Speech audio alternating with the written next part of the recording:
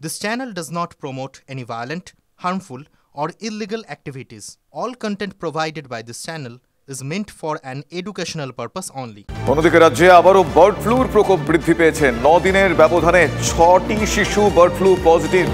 আক্রান্তেরা মালদা, হাওড়া, দক্ষিণ 24 পরগনার বাসিন্দা। কলকাতার এন্টালি, হালতুর 2 শিশু আক্রান্তের তালিকায় রয়েছে। আক্রান্তদের মধ্যে এক শিশু আইসিইউতে এই মুহূর্তে ভর্তি। পার্ক সার্কাসের শিশু হাসপাতালে চিকিৎসা আক্রান্তদের। আবারও চিন্তা বাড়াচ্ছে বার্ড ফ্লু। যেটা দেখতে পাচ্ছি যে গত 5-7 দিনের মধ্যে একটা মনে হচ্ছে না একটা সার্জ হয়েছে, বিশেষ করে বাচ্চাদের মধ্যে ঘরে ঘরে একটা জ্বর, কাশি, সর্দি, গা ব্যথা, মাথা ব্যথা এটা একটা যেন শুরু হয়েছে। আর যে বাড়িতে ঢুকছে সে বাড়ির সবকটা সদস্যই কোনো না কোনোভাবে অ্যাফেক্টেড হয়ে যাচ্ছে। জ্বরটা ছেড়ে যাওয়ার পরে মারাত্মক কাশি হচ্ছে, সে কাশি কমতে বেশ কষ্ট, গলায় প্রচণ্ড ব্যথা, যারা একটু বড় বাচ্চা তারা এক্সপ্রেস করতে পারছে, কারো কারো নিউমোনিয়া নিয়েও প্রেজেন্ট করছে। কিন্তু ওভারঅল যদি আপনি টাইপ যদি বলেন, mostly influenza A, that's for sure. কিন্তু তার ভেতরে টাইপ যেগুলো আমরা যেটুকু দেখেছি, H1N1 পাচ্ছিলাম, ইদানিংকালে H3N2 কিন্তু কয়েকটি পেলাম। H3N2 মানে বার্ড ফ্লু, মানে এভিয়ান ফ্লু। আমার সহকর্মী সৌরভ দত্ত এই মুহূর্তে রয়েছেন। সৌরভ, এখনো পর্যন্ত যা পরিস্থিতি, আমরা 6টি শিশু এখনো পর্যন্ত আক্রান্ত জানতে পারছি এবং সেক্ষেত্রে চিন্তা তো বাড়ছেই। কি বন্দোবস্ত এখনো পর্যন্ত গৃহীত হচ্ছে যাতে কোনোভাবে এই সংখ্যাটা না বাড়ে?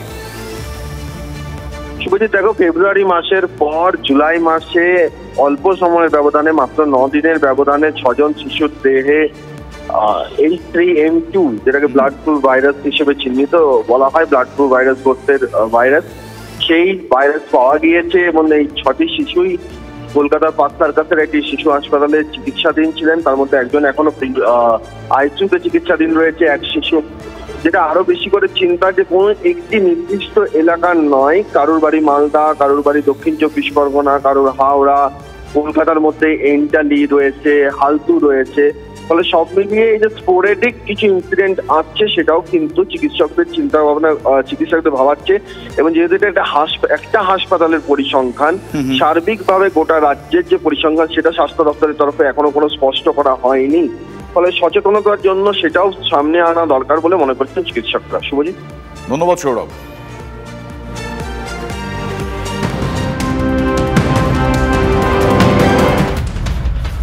আগামী 2 দিনের মধ্যে ঘোষণা করা হবে নিটের স্নাতক প্রবেশিকা পরীক্ষার ফলাফল। মঙ্গলবার সুপ্রিম কোর্টের রায়দানের পরেই এই ঘোষণা করলেন কেন্দ্রীয় শিক্ষামন্ত্রী ধর্মেন্দ্র প্রধান।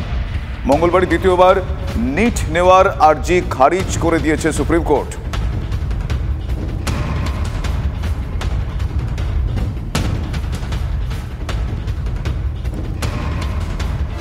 অন্যদিকে উপত্যকায় আবারও সেনা জঙ্গি গুলির লড়াই। পুঞ্চে সেনা জঙ্গি সংঘর্ষে একজন জওয়ান শহীদ হয়েছেন। জঙ্গিদের খোঁজে এলাকায় তল্লাশি অভিযান জারি করেছে বাহিনী। পুঞ্চে সেনা জঙ্গি সংঘর্ষে শহীদ আরও এক জওয়ান। উপত্যকায় আবারও সেনা জঙ্গি গুলির লড়াই। পুঞ্চে সেনা জঙ্গি সংঘর্ষে এক জওয়ানের শহীদ হওয়ার খবর আমরা পাচ্ছি। জঙ্গিদের খোঁজে এলাকায় তল্লাশি অভিযান বাহিনীর, সেই ছবি আপনারা দেখছেন। উপত্যকায় আবারও সেনা জঙ্গি গুলির লড়াই, ইতিমধ্যেই বাহিনীর তল্লাশি, সেই ছবি আপনারা দেখছেন TV9 বাংলার পর্দায়।